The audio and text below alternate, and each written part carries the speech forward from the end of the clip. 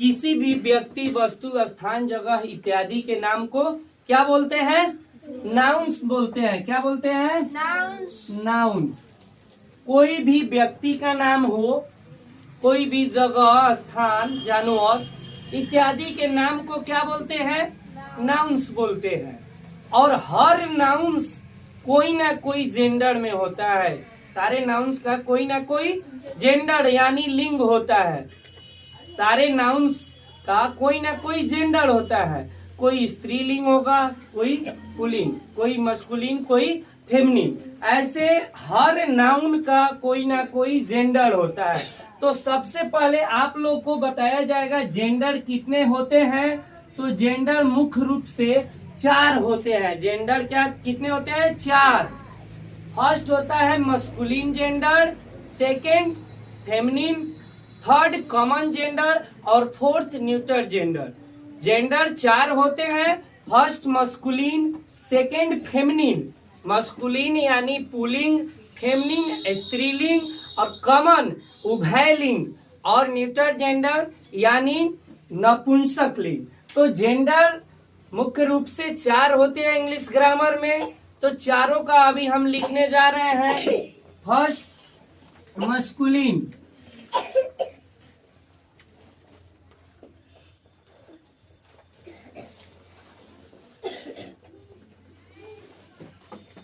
दूसरा होगा, फर्स्ट तो मस्कुलिन जेंडर हो गया, दूसरा फेमिनिन जेंडर। फेमिनिन जेंडर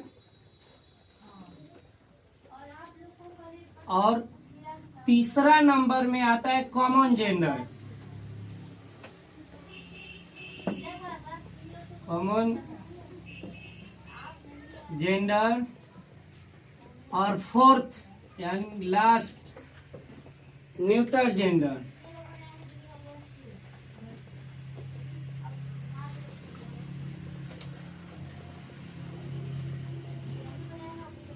तो यही चारों जेंडर होते हैं इंग्लिश ग्रामर में।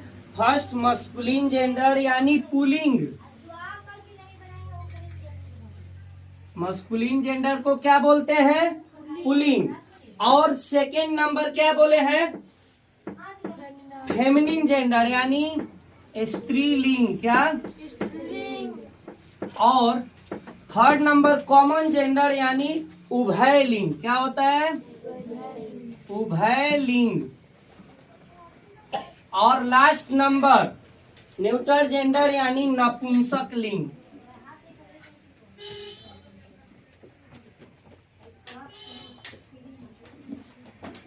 तो हमने लिखा चारों gender, masculine gender, pulling, feminine gender, स्त्रीलिंग, कॉमन जेंडर उभयलिंग, न्यूट्रल जेंडर नपुंसकलिंग। अब बात आता है मस्कुलिन जेंडर क्या है। तो मस्कुलिन जेंडर डिनोट्स ए मेल। मस्कुलिन जेंडर किसको बोध कराता है? मेल का यानी पुरुष जाति का बोध कराता है। Masculine gender it denotes a male। क्या? मस्कुलिन जेंडर यानी पुल्लिंग एक पुरुष जाति का बोध कराता है। एक पुरुष जाति का बोध कराता है। जैसे राम, राम क्या है? पुरुष है। बॉय पुरुष। फादर क्या है? मेल, सब पुरुष जाति। Second number feminine gender. Feminine gender क्या होता है? इट डिनोट्स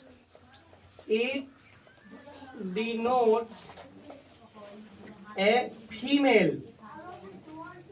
ये किसको दर्शाते हैं? किसका बोध कराते हैं? फीमेल यानी स्त्री जाति का बोध कराता है। कौन सा? Feminine gender. As mother, mother कौन सा जेंडर हो जाएगा? Mother feminine gender. Sister, queen क्या होगा? फेमिनिन जेंडर यानी स्त्री जाति का बोध कराता है। कौन? Feminine gender. Third number common gender. It denotes other either male or a female। ये जो है कॉमन जेंडर किस जाति का बोध कराता है? इट डिनोट्स either मेल और ए फीमेल, यानी या तो पुरुष भी हो सकते हैं और स्त्री भी हो सकती है। कॉमन जेंडर जो है उभयलिंग, ये दोनों हो सकते हैं, या स्त्री भी हो सकती है या पुरुष भी हो सकती है। जैसे मान लीजिए लिख दिया जाए टीचर, क्या लिखा जाए?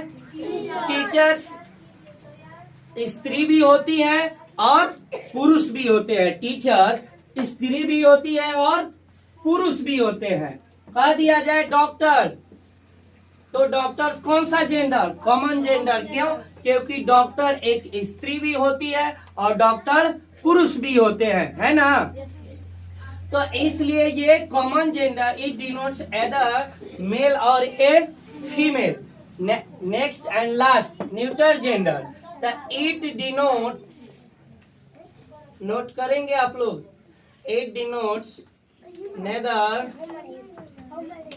ए मेल और नॉर ए फीमेल। ये न तो स्त्री जाति का बोध कराते हैं और न ही पुरुष जाति का बोध कराता है। कौन? न्यूटर जेंडर नपुंसकलिंग। It denotes neither a male और नॉर ए फीमेल, यानी ये नहीं तो स्त्री का ही बोध कराते हैं और न ही पुरुष का बोध कराते हैं। अब बताइए किस चीज का बोध कराते हैं? कह दिया जाए चेयर। चेयर क्या है? तो स्त्री जाति है या पुरुष है? स्त्रीलिंग या पुल्लिंग? तो चेयर कुछ नहीं है, ना तो स्त्रीलिंग है और ना ही पुल्लिंग है। कह दिया जाए वॉल, दीवार क्या है? पुल्लिंग है या स्त्रीलिंग है? कुछ भी नहीं है। पेन, पेन क्या है? पुल्लिंग है या स्त्रीलिंग है?